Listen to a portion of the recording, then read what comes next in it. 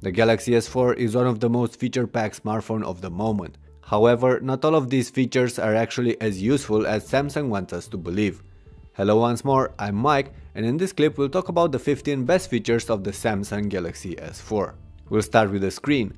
Samsung managed to squeeze a 5-inch display in a phone that is actually more compact than last year's S3, and no ordinary screen either. It's a very sharp 1080p one, capable of displaying vibrant content and colors in pretty much all conditions, except for outside in direct sunlight. The awesome display is the first to be covered by a layer of Gorilla Glass 3, which promises to be even stronger than it was before and should easily withstand scratches, bumps and so on. Last but not least, Samsung uses a highly sensitive touchscreen on the S4, which allows you to use the phone with gloves, regular pens and many other objects. Of course, the S4 can also be controlled without actually touching the screen, as Samsung bundles a handful of gestures with it, but I'm only truly impressed by two of them. First, I like how you can take a sneak peek at the time and latest notifications just by putting your hand on top of the screen without touching any buttons. And second, I think AirView can be very useful. This one allows you to interact with the screen just by hovering your finger over it without touching the glass. Right now you can use it to preview messages, Flipboard stories and pictures in the gallery, but hopefully other apps will integrate it in the near future. Those aside, I must say that I'm a big fan of the SwiftKey powered keyboard on the S4. I've been using SwiftKey on other devices in the past, but now it is baked into TouchWiz on the new Galaxy and offers a smarter continuous input method with suggestions and the ability to learn and adapt your typing habits over time. The S4 is one of the few top smartphones to offer a removable battery these days, and that's great because a heavy user can easily swap the battery with a new one and continue using the phone if needed. Also, the S4 can support wireless charging.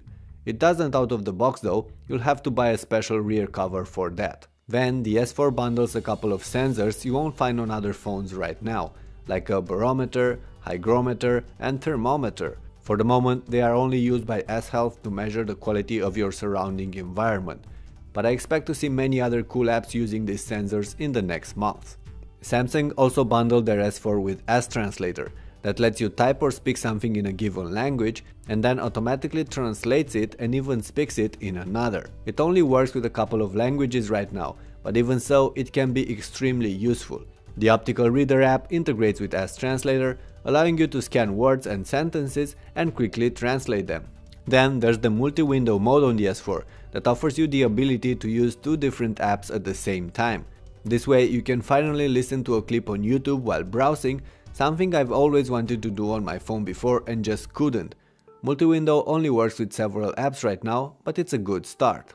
The improved notification toggles on the S4 are also something I find quite useful, as I could easily toggle on and off all the connectivity options, sensors and gestures from a single screen, without having to dig into the settings in most situations. Then the Galaxy S4 comes with an IR blaster, and this way you can use it as a remote for your various electronics around the house. The bundled remote app WatchOn is however rather bad, and the options offered very limited, but once someone will develop a proper remote app for the Samsung Galaxy S3, I might be able to replace 3 different remotes in my home with a single one, my phone. I haven't mentioned anything about the camera till now, and that's because I'm not really impressed with all the shooting modes and the features offered by the S4. There is one that I do like though, the ability to take 360 panoramas using the phone in portrait mode. As we get closer to the end of this clip, I should also mention that the Galaxy S4 supports the latest and fastest 802.11ac wireless standard, which might not matter much now, but does make the handset more future-proof. It also offers support for MHL HDMI 2.0, which means that the S4 can push 1080p 60 frames per second movies via HDMI and charges faster when connected to this particular cable.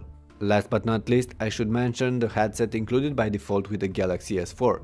They've been revamped, now pack a woofer and a tweeter in each earpiece, and they are quite punchy. Of course, if you already own a pair of premium headphones, you're not going to care much about these, but otherwise you'll probably find them very good. Alright, and that's about it for now. Those were, in my opinion, some of the best features of the Samsung Galaxy S4. Let me know what do you think about them, and if you like other features on your S4, feel free to tell me about them in the comments below. I'll catch you in the next video. But in the meantime, make sure to leave a thumbs up on this clip and subscribe to my channel for more details on the Galaxy S4 and other top smartphones.